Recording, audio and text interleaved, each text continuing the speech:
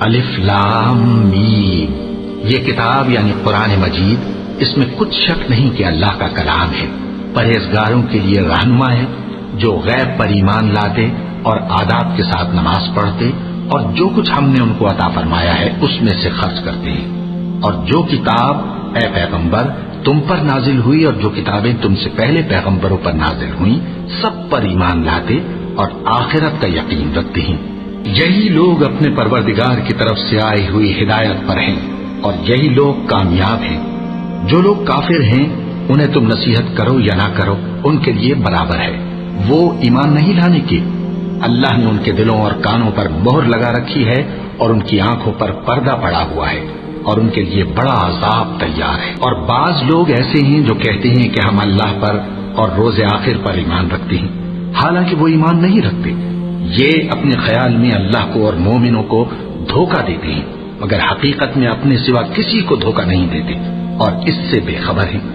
ان کے دلوں میں کفر کا مرض تھا،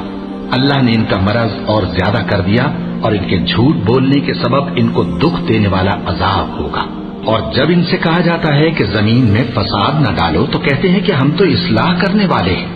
دیکھو یہ بلا شبہ مفسد ہیں لیکن خبر نہیں رکھتے۔ اور جب ان سے کہا جاتا ہے کہ جس طرح اور لوگ ایمان لے آئے تم بھی ایمان لے آؤ تو کہتے ہیں بھلا جس طرح بے وقوف ایمان لے آئے ہیں اسی طرح ہم بھی ایمان لے آئے،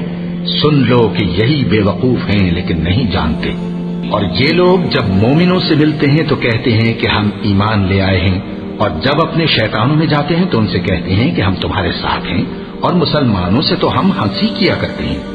ان منافقوں سے اللہ ہنسی کرتا ہے اور انہیں مہلت دیا جاتا ہے کہ شرارت و سرکشی میں پڑے بہک رہے ہیں۔ یہ وہ لوگ ہیں جنہوں نے ہدایت چھوڑ کر گمراہی خریدی تو نہ تو ان کی تجارت ہی نے کچھ نفع دیا اور نہ یہ ہدایت یاب ہی ہوئے۔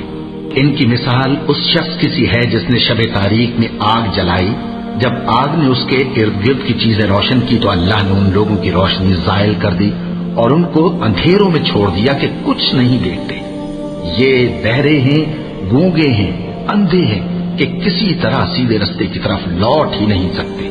یا ان کی مثال میں کسی ہے کہ آسمان سے برس رہا ہو اور اس میں اندھیرے پر اندھیرا چھا رہا ہو اور بادل گرج رہا ہو اور بجلی کوند رہی ہو تو یہ کڑک سے ڈر کر موت کے خوف سے کانوں میں انگلیاں دے لے،